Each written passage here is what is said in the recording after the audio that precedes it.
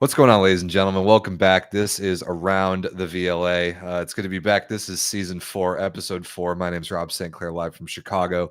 That is Vince Zanzucchi, live from Phoenix, Arizona.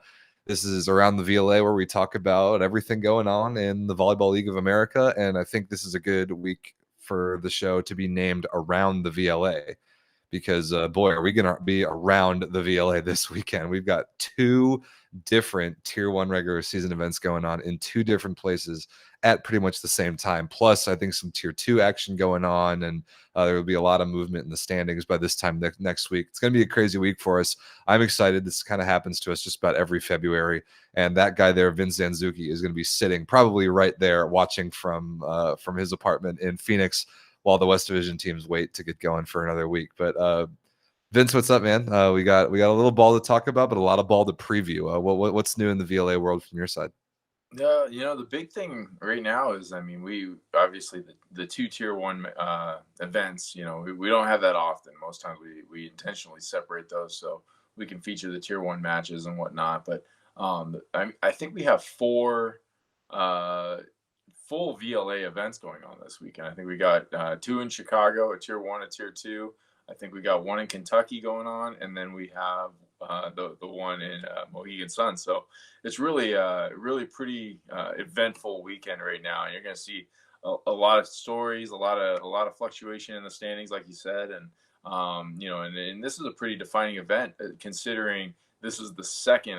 The first obviously with the East, but the second Central Division event, and the last one that won't be a cup for them. So it's going to be a pretty deciding event for the Central Division. Yeah, so there's a lot to get into about all that. Let's catch up first with what happened the last time, or since the last time we saw you on the show. Not this past weekend, but the weekend before. We kicked off the Central Division regular season for VLA Men's Tier 1. We were in Wheaton, Illinois, just west of where I am here in Chicago. And Vince, I told you so. I was right about the Chicago Icemen coming out the gate as the team to beat in the Central Division. The Icemen went 4-0, an almost perfect 11 points, 2 sweeps over their crosstown rivals from Swede. Team Pineapple finished 0-4. They did steal a point with that 5-setter against the Icemen on that Sunday morning. And Swede, 2-2, took care of business against Pineapple both times, both for 6 points.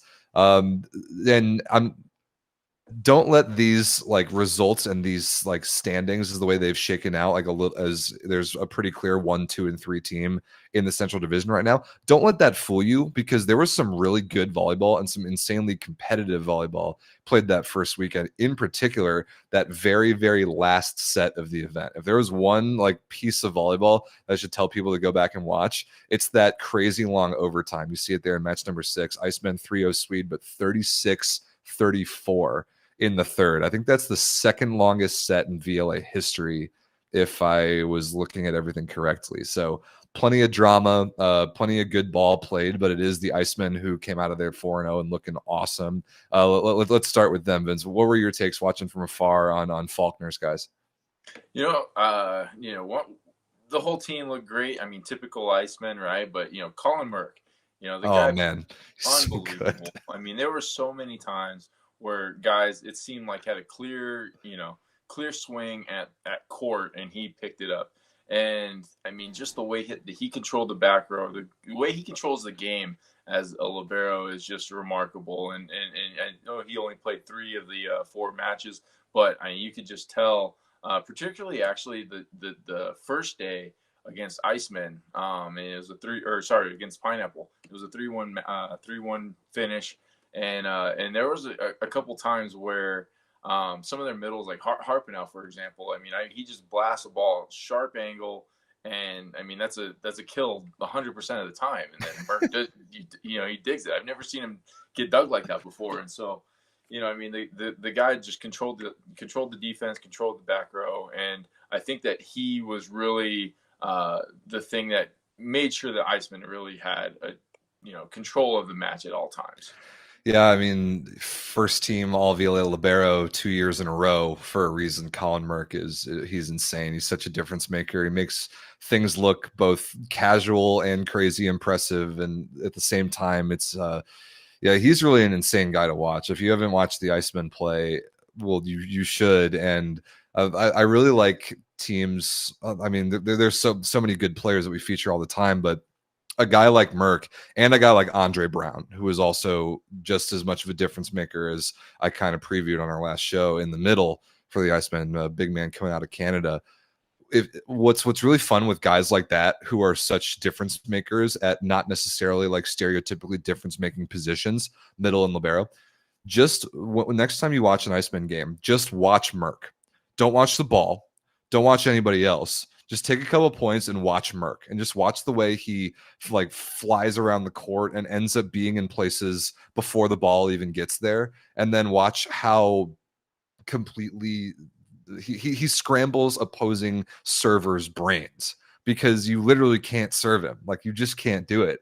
And especially in the rotations where he's passing in the middle of the court, like you opposing servers have to just change everything about what they're doing back there to keep the ball away from him. It's insane. And the same thing with Andre Brown in the middle. If you just watch him, watch the way he moves and reacts to the opposing setter, watch the way he moves in his blocking game side to side. Watch how hard he works in transition, and then we saw his serving presence as well. It's insane. You just get like you really get an appreciation for just how good these guys are and the level that they're bringing to the VLA when you take a couple points and watch them instead of the ball. And I can't recommend that enough. So coming up this weekend when we have more Central Division, you got to watch those two guys, Merck and Brown. Those two guys are super special. Yeah, definitely seeing those guys, and they, it was nice to see Colin Hackworth step on the court. Oh yeah. I mean, they really depended for a long time. I mean, they'd have Dan Starkey. He would come in and he would back up. Sorry, I forgot Shields for a bit, and Spicer's Shields. there too. You know, Spicer would come in, play a match and whatnot. But having a 1-2 punch, honestly, I mean, I think that probably Hackworth a little bit stronger than Shields on the oppo. But I mean, the fact that you can upgrade from Shields on an oppo position is pretty impressive. And so I think that the dynamic of Iceman right now, I mean, when they're at full strength, they are very, very impressive, and they finally, you know, I think have the squad through and through that could compete for a championship this year for sure. Yep, two great setters too. I loved what I saw from Jack McGuire in his Iceman debut, and we all know what to expect out of Sunil Thomas. And now the question for the Icemen kind of in the offseason was what their outside hitter position was going to look like. Seeing Kyle Overby back playing at as high of a level as ever was spectacular to watch, like particularly in that late overtime at the very, very end of the weekend against Swede. Overby straight up dominated. He bounced a big ball to probably 15 feet off the net, and then a couple points later hit a 4-4 to about 8 feet, like sharp cross court. Like he was on, and in pivotal situations at like 33-33 or whatever it was. He was on another planet in that overtime, and that was insane to watch. Thing is, though, is that how are the Icemen are going to roll with the punches? Because we don't know exactly the details, but we know that outside hitter Dave Hancock, who I talked about being super important for this team, switching positions, helping them win the Central Division Cup last year. He looked amazing in the first match of the tournament, first match of the season against Swede on Saturday morning. But then he hurt his knee in that third set, and from what I understand, that he's going to be out for a pretty good while. And the Icemen are going to have to figure out something to do at outside hitter around without him. So that's a huge bummer. And I love Dave, and I'm a huge fan of his. And I just hope the best for him and hope the best for the Iceman outside hitter position. But that was a super tough loss on an otherwise great weekend for them at 4-0. I mean, that's a tough loss for the VLA right there. I mean, you Totally. got a perennial player who's been playing for since the beginning. I mean, Dave Hancock goes hand in hand with Iceman and the VLA. So seeing him go down is really, really difficult to see. And you know, hopefully we get the quickest recovery possible and he can come back as you know, as strong as he's ever been. But because he's definitely worked really, really hard switching positions, and you know, switching from middle to an outside hitter is not the easiest switch. Not at all. You know, you're going from outside to maybe opposite or something, or even outside to libero. You know, that's a little different story. But you know, going from middle to outside hitter is probably the hardest transition in volleyball, other than maybe middle to setter. But you know, he's done a great job of it, and he's been pretty formidable for them. So yeah, tough to see that happen. But I have a feeling with the depth that Iceman has in the other positions, I feel like Iceman will have the ability to really depend on the out of system opposite attack. And if they can get guys just to control the pass, serve receive on the outside position, having the middles be the primary, and then opposites being the primary after that, then I think that they will do just fine.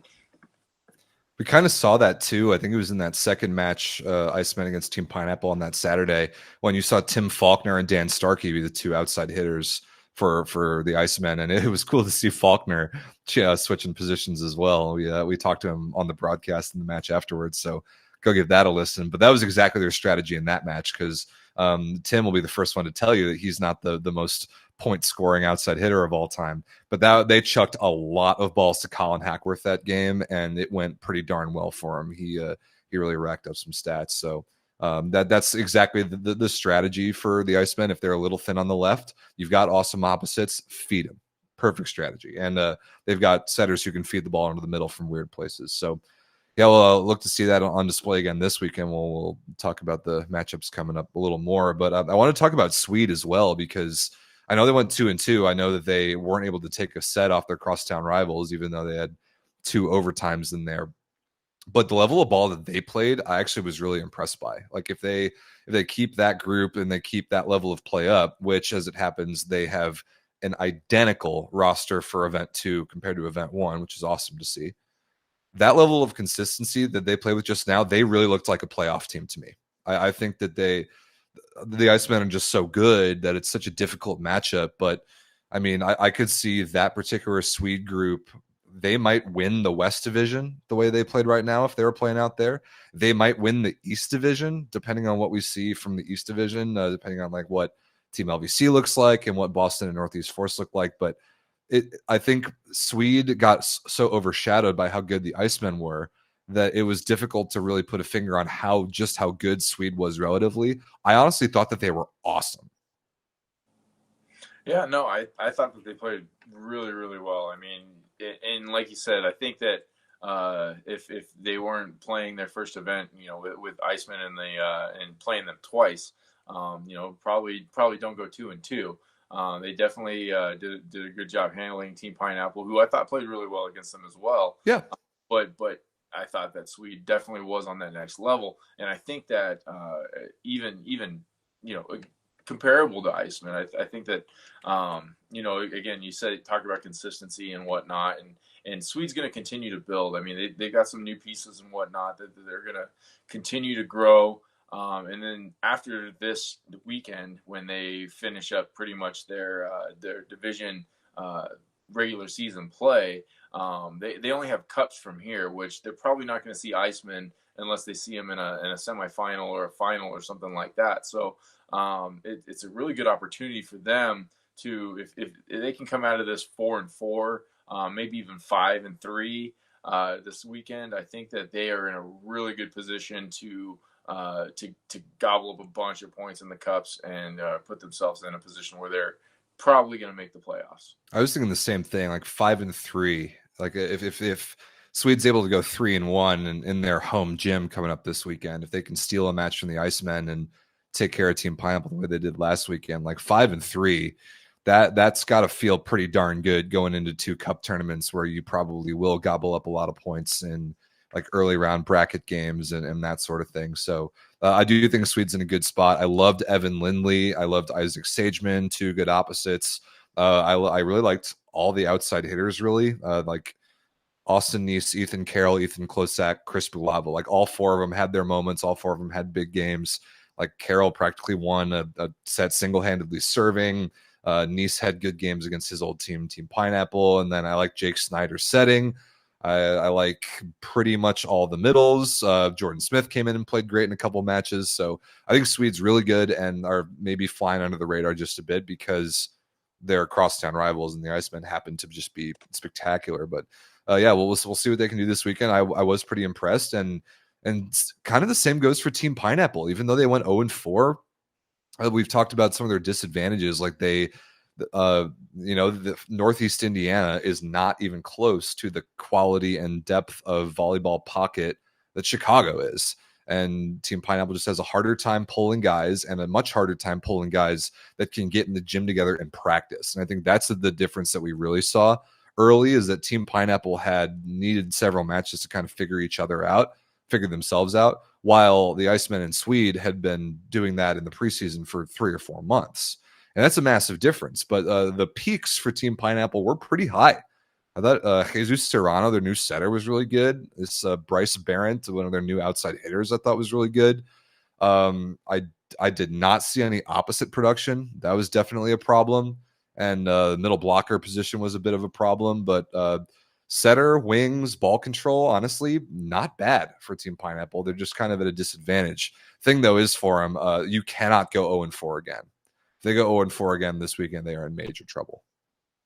Yeah, I would agree with that. As with the 0-4, I think that them getting a point was a huge deal for them, right? I mean, you got to understand the Central Division is completely stacked right now, and Team Pineapple, like you just said, with Swede going, if they're in the East or in the West divisions, it's a little bit different story. Team Pineapple's kind of the same situation. If they're in those, I think that they're kind of right in the thick of it there. I think what it is that they're going against two of the top teams in the league, in the VLA, in the country, in Chicago Icemen and Chicago Swede. So when they come out, I mean, the fact that they went to 5 with Icemen and was able to grab a point. Down 0-2 as well. That really showed me a lot, like battling down 0-2 to steal a point. Like, that's big. Yeah, absolutely. And an unsung hero, Evan Gebert played, For out sure. of his play, he played amazing. And like you said, they do need someone. They need an answer for an opposite, right? I mean, they just didn't have the production out of that position. They tried some guys. They put Evan there. They put Ratty there, and guys who are outside hitters that can go and swing on a right side, but they're not the traditional right side that you get with like a Colin Hackworth or a Jordan Vary or someone like that. I mean, obviously we're picking from the top there, but you just got to have someone that can produce a little bit, Yeah. and be effective and actually put up a formidable block against some of these amazing outside hitters in the Central Division. And I think that's really kind of what killed them. I thought middles, same exact position. I think that the middles, if in a different division, would compete really well. It's just the fact that when you're going against an Andre Brown and Poindexter, Yep, a lot of 6'9" dudes in the Central Division, man. Yeah, there's a 7-footer built, from Swede. It's like, you get these guys in there. I mean, you've literally got the pinnacle of these positions in this division right now, and so I think that's really overshadowing what Team Pineapple is capable of. Hopefully, Team Pineapple doesn't lose confidence. Even if they do go 0-4, they can easily turn around and make it, maybe a 6-win season when they get into the cup cup matches. Play some different teams, play some tier 2 teams, and get some points. Kind of, I mean, honestly, Ascension's kind of in that way where, I mean, their only 2 wins right now. Our only 2 wins right now are against Seattle Riptide and NorCal Tall Ones. I mean, Team Pineapple can get those points. Sure. Yep. So, I mean, I think the opportunity is there. I don't think that any of the other divisions are going to stand out as much as Iceman and Swede. I don't think they're ready to fire like those guys are at the beginning of the season. So I mean, I'm not counting Team Pineapple out by any means at this point. Even if they win 0-4 this weekend and don't get another point, I still think that they could very much be in the race if they can put it together when it matters, which is the 2 cups. Yep. In the last show, we were talking about Team Pineapple. We were wanting answers at setter and libero. And between the setters, Jesus Serrano and Jake Romano, I think they've got a decent duo there. But their libero position is answered. Francisco Comas is the guy. That kid is awesome. But by far the most impressive Team Pineapple player to me, Puerto Rican kid out of Naperville, like from around here in Chicago. He played at McKendree. He's pretty young. That is a piece, like the exact piece that Team Pineapple can build around for like a decade if he sticks around, because he's so young, he's so good. I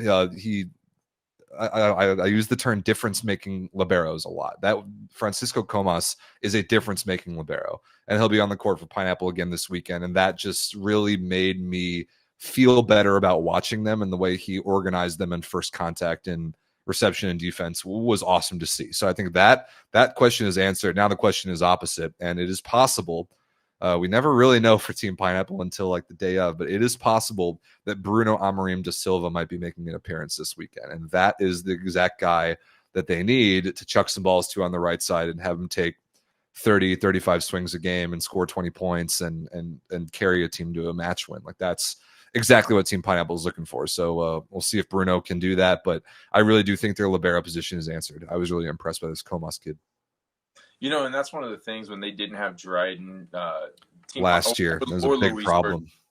Luis Bertrand, when we didn't have either of those two, and they would typically play combine 2 of the 4 events a year. That was always something that really affected Team Pineapples. They just didn't have the ball control that they needed from the pins, and yeah, so it's good to see someone that's coming up. We talked about the younger Team Pineapple a lot, and hopefully some of these guys do stick around for Team Pineapple because they need to kind of redefine their character. It's kind of been lost on them since the VLA has been founded, really. And so hopefully they are able to kind of rediscover that, and some of these other guys are able to kind of pick up the slack in different areas. But it is good to see some positions being a little bit more solidified. Hopefully Evan Giebert, I know he actually sprained his ankle.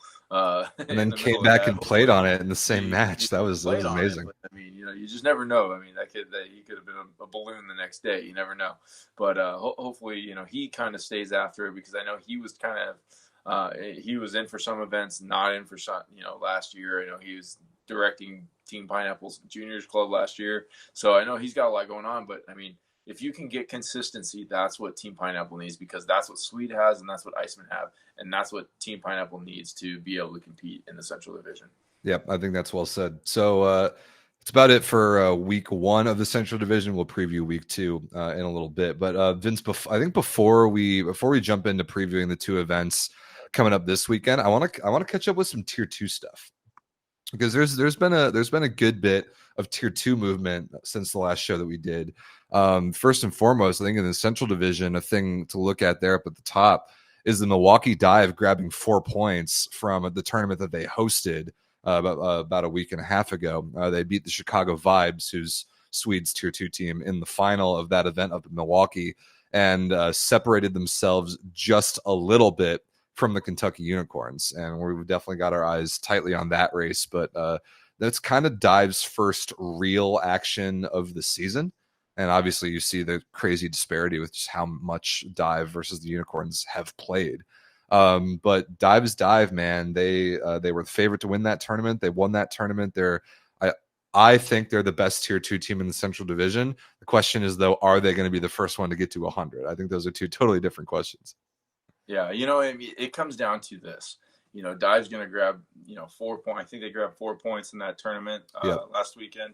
And then Unicorns are probably going to play like 3 times in probably 8 to 10 matches by the time they meet each other in the Central Division Cup, and that's only about a month and a half away. So, yeah.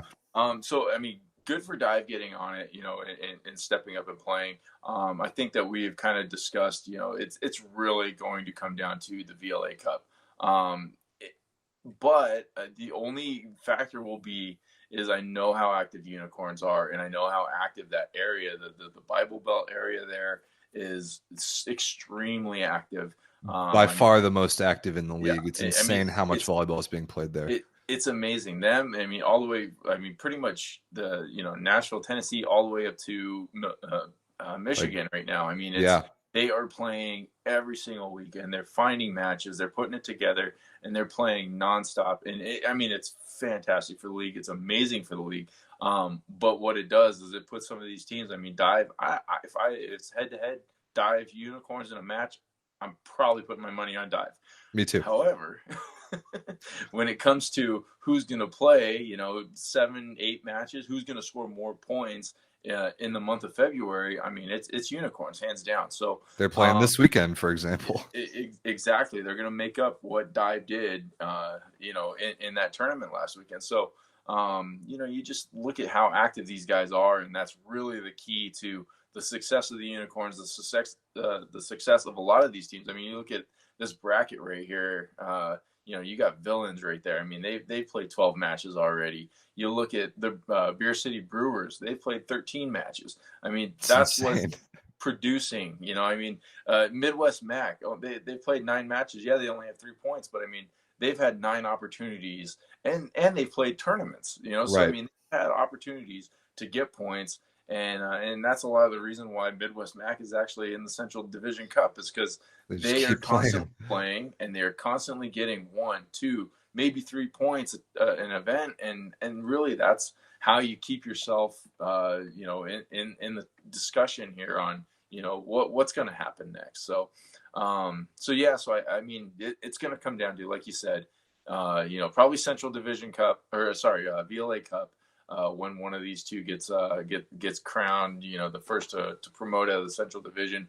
But yeah, exciting that Dive is finally, I can tell they're feeling it, and hopefully they have a successful run here. And it doesn't just come down to who played most. It does come down to who's the better team. Who's the better team? Yeah, I'm hoping the same thing. Also, I wanted to shout out 2 of our newest VLA teams: the Minnesota Nord out of Minneapolis and the Huron Valley Hitmen out of Ann Arbor, Michigan. Both of them they're in the league, they're in action. Minnesota played that dive tournament in Milwaukee, and the Huron Valley Hitmen played actually all 4. We have 4 teams in the state of Michigan now, which is incredible to me.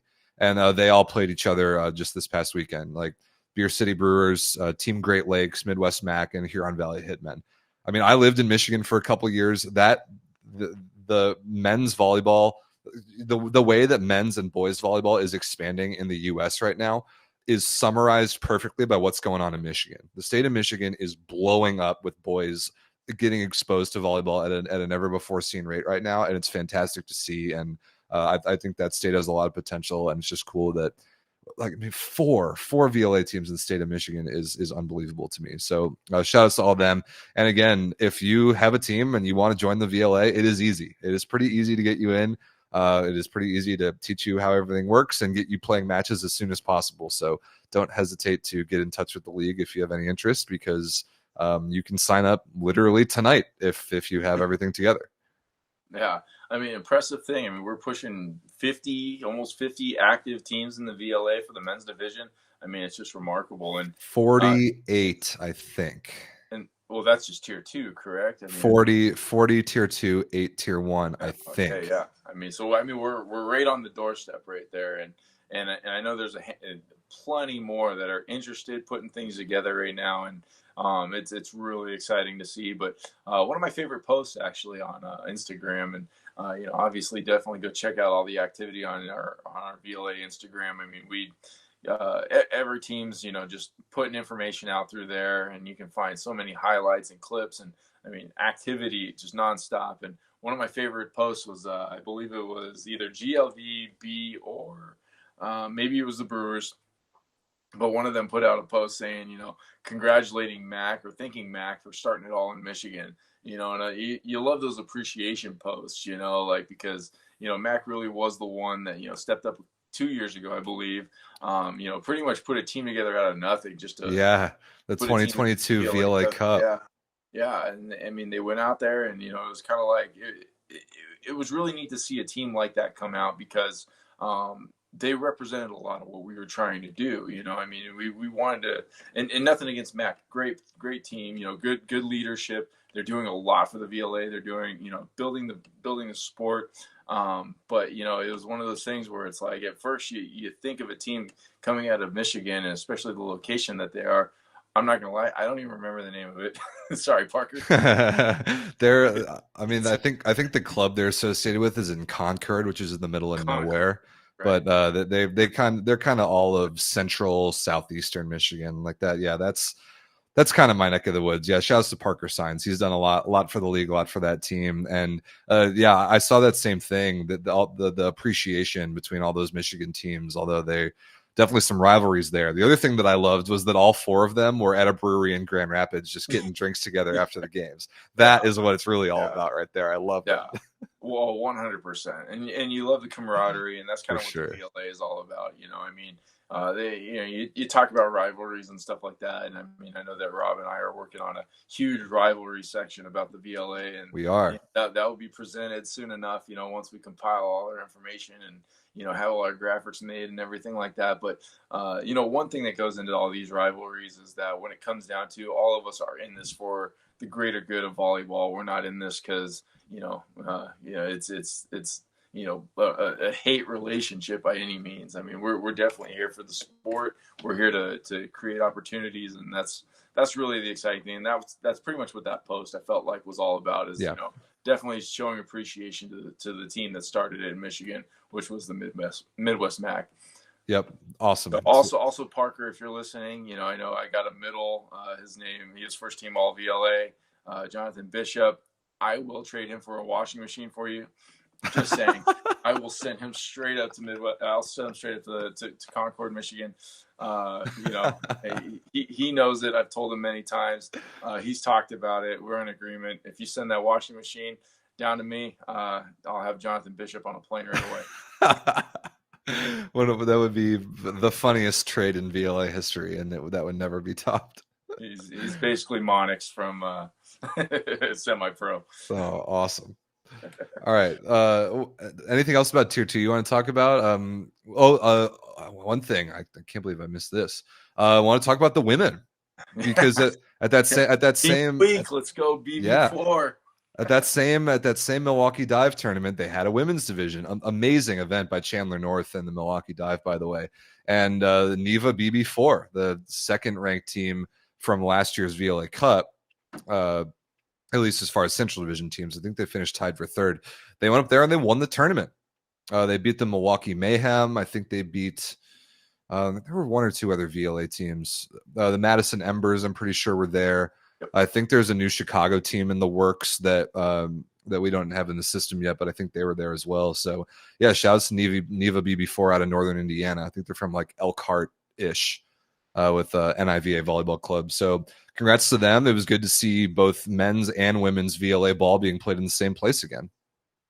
Yeah, absolutely. I mean, and huge shout out to Maggie Gibson. She's doing a lot of work up there, getting them together and playing. Actually, she's Chicago native, but I mean, again, you love to see it. We've been really pushing the women's side. It's actually, it's funny because I've talked to a lot of the team reps of the women's side, really trying to get them going, and a lot of them see where the men's division is at, Tier 2 and Tier 1. And if you think about things, women's division having only been around for 1 year compared to where the men's division was at only at 1 year, exploding right now. Yep. I mean, it's funny. I know, I understand, wanting what the men's have, at this point already, trying to get it there. But I mean, the thing is that there's so much more interest already on the women's side. There's so much more activity. There's a lot more matches going on. I mean, we're trying to put it out there to try to get the teams involved and whatnot. And it's a lot of hard work for sure. It's not easy to run a professional level team by any means, but I like to see what's going on here. Madison Embers, obviously, love to see what they're doing. They're always active. They're always promoting the league. And I'd like to see some of the other teams. I'd love to see Midwest Magic kind of back after it, especially after their Cup victory. And then, out in Phoenix, we're going to have stuff getting going really soon. But again, I mean, it takes time to grow. I mean, the men's division didn't start, this past year. It started 4 years ago. With the 2021 VLA Cup. And so, I mean, you guys are already, women listening right now, you guys are already ahead of where we're at. That's right. So 3-4 years, I expect, 70, 80 teams, maybe 8 Tier 2 teams, Tier 1 teams and 10 Tier 1 teams. I mean, we'll get there for you guys. It's just, we got to grow it together. And, I love the teans that are starting out and taking the initiative to do it. Yeah. I mean, the VLA women's division has existed for less than a year, like well under a year. And there's 13 teams already. And I know there's more that I have to catch up on and put in the systems. And I think we're probably up to at least 15, maybe 16 at this point. Like Mhm. it keeps on going, man. The growth is insane in less than a year. Just people wanting to play and wanting to buy on to what the VLA is doing. It's awesome. It's so great. Yeah, absolutely. All right, enough gushing about all that. It's awesome. There's lots of ball being played this weekend. We got to look forward to some of it.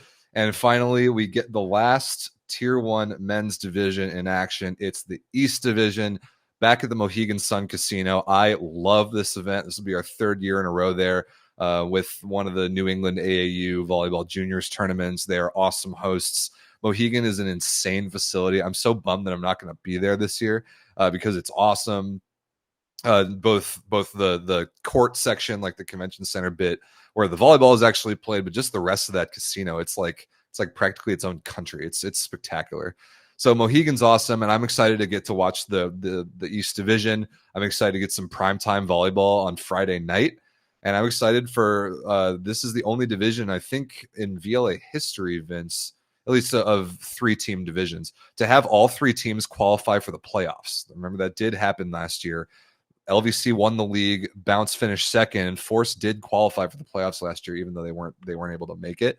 So there's good volleyball in this division, and there's a lot of things that are up in the air that I don't know that I'm excited to watch. The one thing that I will throw out there, Team LVC, all-time 8-0 at Mohegan Sun. They have never lost a match in that building. Yeah, I will say this about that is that Bounce had that opportunity. I think they I had remember. I think it was like 14-11 in the fifth. 14-11, fifth set. I mean, it's not like they haven't been challenged. It's not like they've gone in there and completely dominated. However, 8-0 is dominating. We're gonna see what happens. I mean, Bounce, again, a consistent team, builds a huge roster. They travel very well. And so, I mean, you just never know. I think that them coming off of that finals last year, I mean, they worked really hard. I definitely wouldn't have picked them in that tournament to make it to the finals, but they did. They beat Rising Tide. They beat us, and they got there. And I mean, I think that kind of solidifies them as probably a top 3 team, really. Can they beat LVC with the early season LVC? 100% they can. And so we got to see it, though. I mean, LVC is always consistent. They always play well. They understand their roles extremely well. I don't know if Hosley tells. I don't think that Hosley tells them what their roles are. I don't think he's that good of a leader. No. Just my opinion. Yeah, just throwing again, shots all across the country here, Vince. What's going on? But the thing is the LVC always plays LVC's game. When you see LVC, it doesn't matter who steps on the floor. If they're wearing an LVC jersey, they're going to play their role and they're going to play it well. And so, that puts Balance and Force, kind of up against the wall. We're going to see, if one of those 2 teams can, step up and really, do some damage against LVC. The last time we saw an East Division regular season event, it was last year in Boston, second event, and that was kind of the first time really ever with the current configuration of the divisions that LVC showed some level of weakness within the division. Remember, Force went 3-1 that weekend. 3-1, yep. And Bounce beat LVC twice, I think, if I remember right. So it is possible. The difference, though, is as we take a look at some of the team's rosters, this guy right here in the middle, Joby Ramos, 2-time defending MVP of the league. He's back. He will be at Mohegan for the 3rd year in a row. I remember it was actually 2022 Mohegan when Joby played his first event in the VLA, and I immediately was just blown away by the guy. And I mean, he's a 6'1" setter. He won't. If you were to walk past him in that giant casino, you wouldn't really think that he was an MVP caliber athlete. But you see him on the court for 30 seconds, and it's like nothing you've ever seen before. The dude is such a difference maker, and I will never ever pick against LVC when he has the ball in his hands. So that's going to be something tough for Bounce and Force to have to deal with. Is they have to play against the 2-time reigning MVP. Yeah. Again, if you look at that roster, you look to the guy just to the left. No, old man Hosley. But no, like you said it best. I mean, 2-time MVP for a reason. I mean, it's not like you can. obviously great hitters on LVC, great ball control, all those things. You need someone to be able to facilitate to all those players. And one of the key guys that I've seen have success with him compared to other setters with LVC, because I didn't think too highly of how LVC was going until Joby did join the team, was Jordan Bari. Mm-hmm. And, and he's had back-to-back first division or first team all VLA for seasons, because I think Joby has a lot to do with that. His connection with him compared to other setters, he's able to thrive with a setter like this. And so, right there, Joby, obviously he's very unassuming. You look at him, you pass him in the casino, you don't think he's the 2-time MVP of any volleyball league, let alone the best league in the country. But, here he is, and he's going to be guiding this team. And, he's the X factor for LVC. He's the reason they got 2 championships. You can't say enough about the guy. And, one of my 100%. Favorite things about him is that first time I actually got to meet Joby was he was actually backing up, playing backup setter for VC Nebraska. Ascension went out there. Oh man, I didn't even know that. Yeah, 2021 actually. His first VLA experience was he got to play a little bit against. We played against him. He played a little bit against Iceman, but he only played maybe 1 or 2 sets. He was actually backing up Dan Mader of all people. And, Joby Ramos was, just kind of, just there hanging out and played a little bit. You didn't realize, I definitely did not know I was meeting a 2-time MVP VLA player at that point. So that's awesome. But awesome to see Joby thrive like he's done, and what he's done for LVC is, you can't say enough about him. Yep, and elsewhere on the LVC roster, it's a lot of familiar faces. AJ Witkowski, John Keller, Ryan Carty, very familiar middle blockers. You got old man Eric Martin, the legend himself, and Jake Gleason, both backup setters who have been around for a while. Cameron Beans, Andrew Fishman have been there at outside before. John Lutz has been there at opposite before. A couple new guys. Josh Bigford is a young outside hitter who I'm excited to see. Don't know that much about him. Trevor Cavanis is a new libero, and LVC's libero position, when Mike Pelletier isn't around, is always an interesting one. And as I scroll down, Nate Reynolds, 6'7" middle out of Springfield, another young kid. It's interesting to see LVC work some younger guys in the mix and teach them kind of how LVC operates. So I'm curious to see those guys in their first action for Team LVC. With Joby running the show, wouldn't be surprised, and playing at Mohegan, where they obviously have good vibes, wouldn't be surprised at all if they went 4-0 again. Oh, absolutely not. It may be one of those where they maybe only get 10 points or maybe 11. I think I see a couple best of 5s out there, just because of the quality of teams that the other two are putting together. But, one guy I kind of wish that I was seeing out here was Lance Rogers. I really wish that he was playing this weekend, because he's kind of been the staple at this event for LVC. But again, you get AJ Witkowski, Ryan Carty. Those guys have so much experience. You think of those names, you think of LVC, and it's good to see them getting their opportunities to go out there and play with Joby and see what he does with them. But this is a pretty typical LVC roster. Very typical. Very, very good LVC roster. They're going to be tough to beat this weekend. For sure. All right, let's talk about the home team. Let's talk about the Northeast Force. I'm excited about the Northeast Force since they made their league debut at this event back in 2022. Garrett Minyard has done nothing but improve this team. Remember, they jumped in the deep end 2 years ago. I think they went 0-4 their first event, and it took them a little while to figure it out.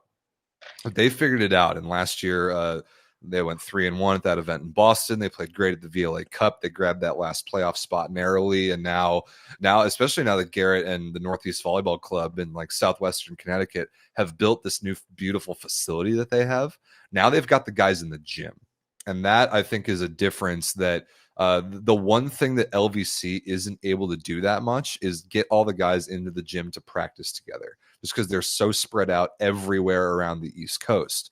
I think that could be a strength of the Northeast Force, that especially early in the season, first couple matches, could be a very big deal for them, There's a lot of new pieces. I'm not going to claim to know everything about all these guys. There's a couple that we've seen before, a couple, and then a good handful of new guys on the Northeast Force. So go check out the website for the full rosters. But just because of the way that their franchise has improved and the amount of time that I know they've spent in the gym together in the preseason, I've got pretty high expectations here.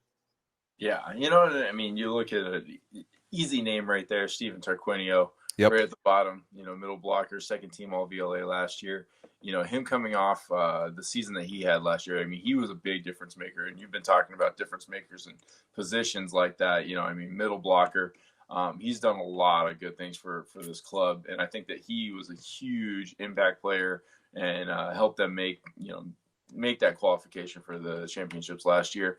And I like a lot of the moves they've made, and I think that you are on the right point where you're talking about the new the new chemistry, right? And it's pretty much new chemistry against old chemistry when you talk about these guys versus LVC. You got guys that are playing together and they've been playing together for the past month or two, but they're playing consistently, right? Then you got LVC. LVC's been playing together, and those guys have been 8 like years 10 now. years. Fishman, Cardi, it's going to be interesting to see because you got a lot of young bloods here. They're going to come out and they're going to go and they're going to be hungry.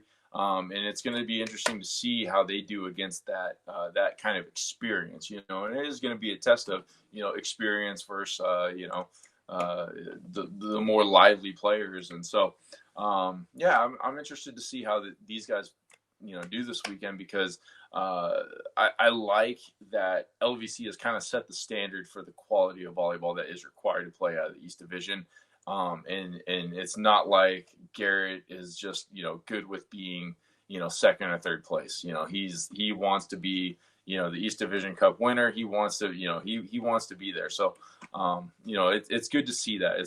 No one's complacent in this division, and they're all no, definitely not. Another division with awesome rivalries because they're so geographically close to one another. They play each other all the time in formats, not even the VLA and long before the VLA. But one name I do want to point out, Blaine Fitzgerald, a 6'8" opposite out of Long Island. He played the East Division Cup last year with the New York Lost Travelers. And I think Garrett saw him at that event, is like, yeah, this is a kid that we need. And I saw him last year, was very impressed. He's going to be a point scoring type of player to replace Evan Lindley, who I think might have been the reason why Northeast Force qualified for the playoffs last year. With him moving back to Chicago, playing for Sweden now, you need a guy. You need a big banger on the right side to succeed in the VLA. It's just something that you need in high-level volleyball anywhere. But you need 6 rotations, front row, back row, scoring threat on the right side all the time. You need that all the time. Otherwise, you're really going to struggle. We've talked about it with Team Pineapple.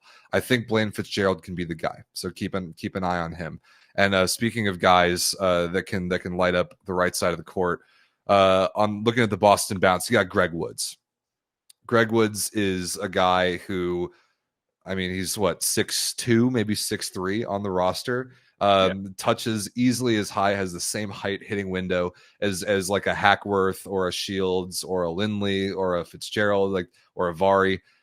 These guys that are getting 30 balls a game and needing to score 20 points a game, and that's Greg Woods. That's the guy that he can be and that he will need to be for the Boston Bounce this year, because we talk about him a lot. They roll in super deep, but how do they manage their roster? How do they plug in and pieces here and there to keep their level high enough to focus on winning regular season games?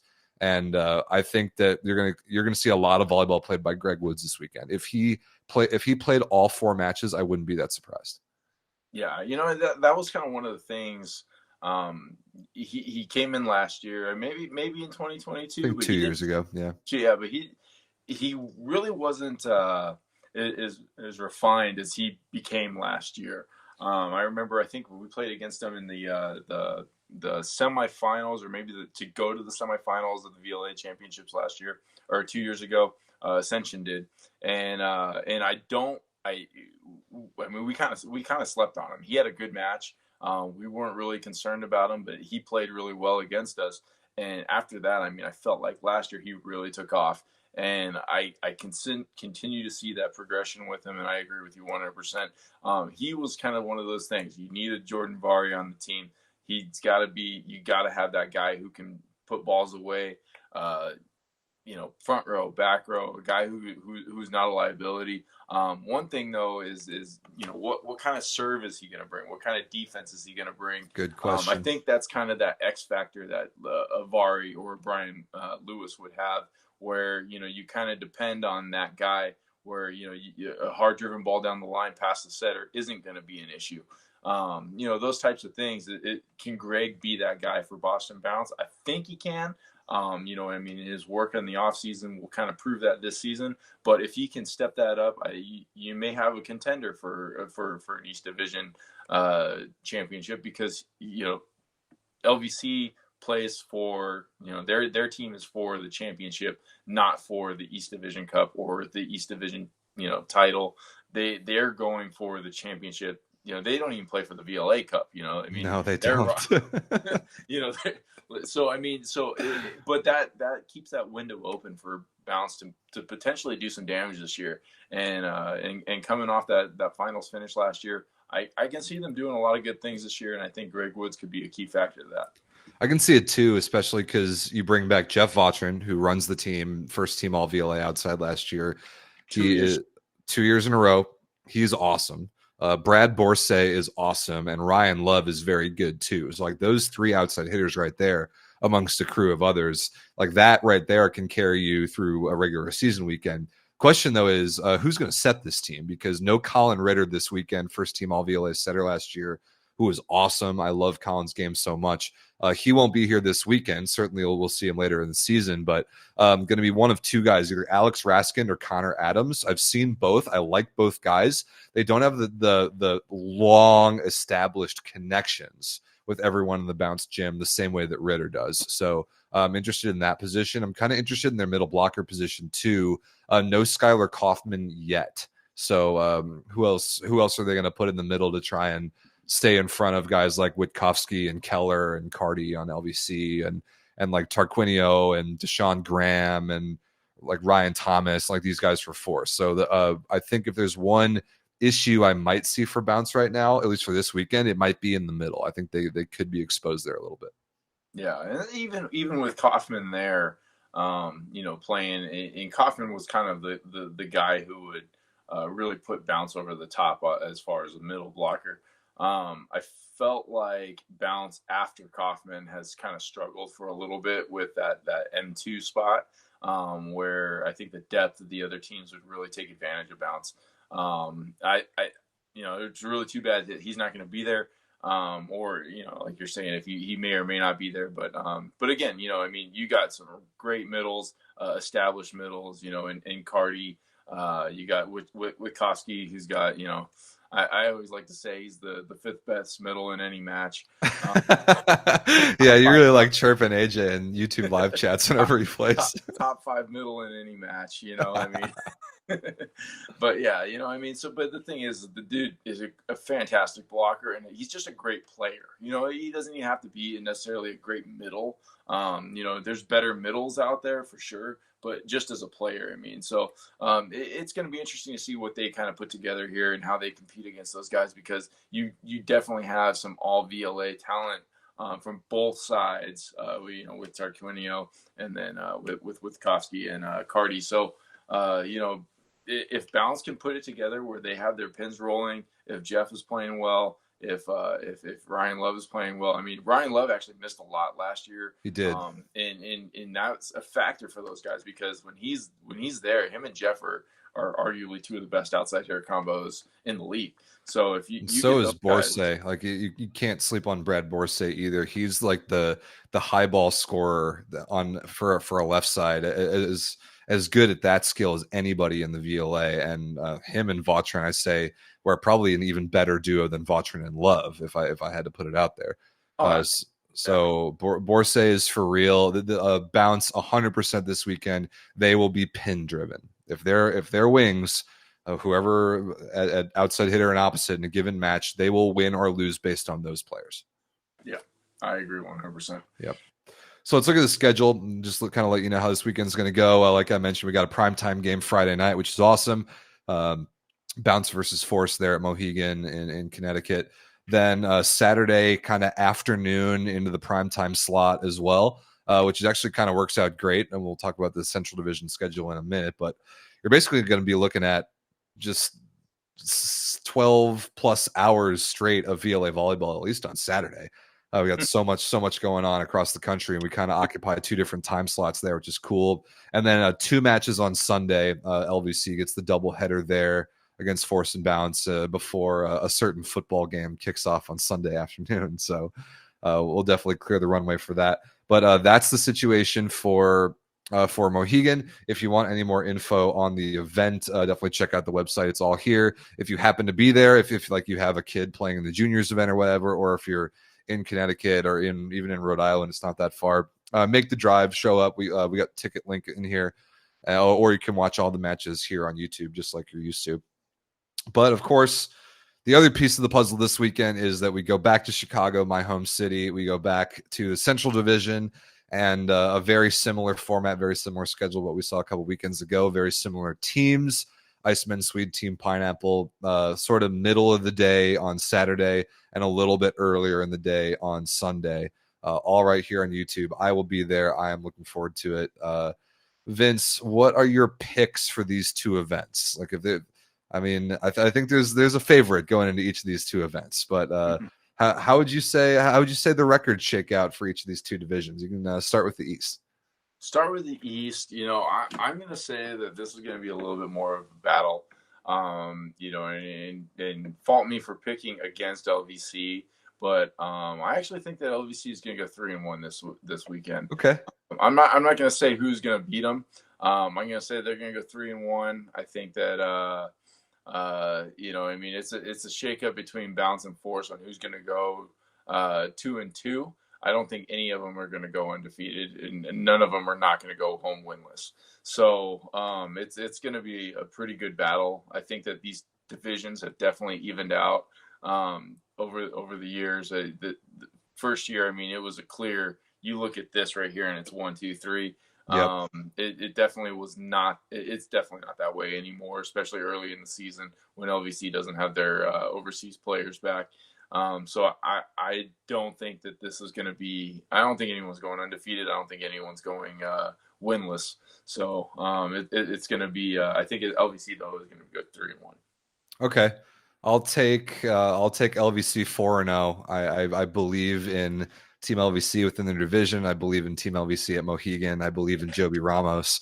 But I would say Bounce and Force split. I'd say they would both go. Let's see, what would that be? I guess they would both have to go 1-3. So yeah, I like how you're picking LVC as the favorite in Northeast Force's home dome event. Yep, they are. Well, until they lose a match at Mohegan, I will continue to believe that. And actually, I'm not sure that the Northeast Force have ever won a match at Mohegan. I know they went 0-4 in 2022. They may have also gone 0-4 their last year. Right, because I know that there was a controversial thing that happened last year. I remember that they had to earn that point, and they only walked away with 1 point last year. They definitely didn't get a victory against LVC. I believe it was LVC that happened. But yeah, I think you're 100% correct. They're 0-8 at their home event. So, I'm gonna say, they're gonna get a victory. Oh, for sure. They're not going 0-4. But I hope not anyway. Against LVC Bounce, we'll see. But I think my personal opinion is I think that they've evened it out a little bit more. But I definitely wouldn't bet against your prediction of 4-0 for LVC. You just can't predict you can't bet against LVC right now. You can't do it. All right, let's predict the Central. I kind of like Icemen 3-1 here. Swede 2-2 again. Pineapple 1-3. I think it'll be a little more chaotic than last time. I think Swede will steal one from the Icemen, but then Team Pineapple will steal one from Swede. I could see something like that, except for I feel like if you looked at the rosters of the lineups that Swede put against Pineapple. I felt like Swede was definitely making sure that they took care of Pineapple last Yep. event. So actually, I disagree with this. Where I think that Pineapple may steal that set or steal that match is against Iceman. So I think that I think Swede goes 2-2 still. I think that they're going to go. I think that they're going to continue to be futile against Iceman. But I think Pineapple's going to steal that match against Iceman, where they're going to go 1-3 there. I could see it because kind of the way that the pecking order in the Central is shaken out, like I think Swede knows, and Jordan Smith even told me this. Swede knows that Team Pineapple doesn't really think they have what it takes to beat the Iceman in a given match. So Team Pineapple is more likely to put their better foot forward against Swede because they perceive that match as being more winnable. But Swede thinks they can beat the Iceman, and I agree with them. So they're in a tricky spot because they're getting the best shot from the team below them, and they're the only team really capable of giving a good shot to the team above them. But at the same time, I could kind of see it going down where like the Icemen try and get a little too cute with roster management and end up dropping a match against Team Pineapple, especially if Bruno shows up and he goes off. So I think this is going to be really fun. I expect it to be a little more chaotic and interesting as far as the results go than the first time. And it'll be cool for both these events too. So if you're in Chicago, come by this event. It's in Niles. It's just maybe 20 minutes outside the city to the north. It's very close. And both of these events are shared with juniors events. So we're going to have a lot of activity going on in the building. Just going to have a lot of athletes, volleyballs flying around, people getting to watch the VLA in person, maybe for the first time. And I'm just really excited about that. Yeah, no, I'm definitely excited about that. I mean, that's one of the best things about these events. I mean, when we get in front of the juniors just crowd around. They make the event so much better. And, that's kind of an X factor in some of these tournaments. You see some guys, they just play better in that kind of environment. When it's an isolated gym and nothing against last week's, event in Chicago. I think that the vibe of it was the building, the facility, everything looked great. I mean, the online spectacle, watching from afar looked quality. I mean, that was a great venue. Tim Faulkner did a great job. I can't remember the venue's name, something of DuPage. Yeah. But yeah, I mean, when some of these guys get in front of an audience, and when they got a couple hundred juniors players watching them, I mean, they just excel. And some guys don't, some guys, just don't play the same way. And so it is kind of an X factor there. I mean, I've seen some guys play really, really well where I didn't expect them to when they played in front of the juniors compared to playing against others. So, it's going to be exciting to see. But obviously, Mohegan Sun, I mean, excellent event. I wish that I'd been able to make it out to any of them. I'm fortunate for you, having been there before, knowing what you're missing. Yeah, I don't get to go back. It is a bummer. It's easy. It's just too bad. I'll be watching this. Hopefully, some of these matches go along. I don't really give two craps about who's in the Super Bowl this year. I hate KC as a Raiders fan, and I hate San Francisco 49ers even more as a Raiders fan. So, I'm in a tough spot. You poor thing. And yeah, being a Raiders fan's a tough spot. Yeah, that is a tough spot. I didn't even know you were a Raiders fan, Vince. That's a personality flaw of yours. Born and raised. All right. So as a good appetizer for football on Sunday afternoon, we got a ton of volleyball for you. It'll all be right here on the YouTube channel. 2 full regular season Tier 1 men's events, plus a bunch of Tier 2 action that I'm sure also will be here on the YouTube channel. So you are in the right place. We'll probably be back next week, I assume, to talk about it all on Around the VLA. We'll figure out our schedules and let you guys know. But looking forward to this weekend. Make sure you check out the website for anything you might need. Follow us on Instagram and right here on YouTube, literally all weekend long, starting Friday night prime time up until the Super Bowl on Sunday. We will have volleyball for you to watch. Yeah, absolutely. This is going to be a huge event. Honestly, I mean, if you look at the number of matches, one of the biggest events outside of a cup we've ever had. So really cool to see so many matches going up, and it's going to be well-run events. I mean, the Kentucky one, the Southside XP running their matches. Good to see some of these teams. I mean, Minnesota Nord going down to XP playing. It's going to be a lot of great volleyball. So, yeah, I'm looking forward to being able to follow it along all weekend. All right, ladies and gentlemen, we'll see you on Friday night or Saturday morning or wherever you are, whatever VLA ball you want to watch. There'll be something for you this weekend. Thanks for watching the show. We'll see you next week. Have a good one.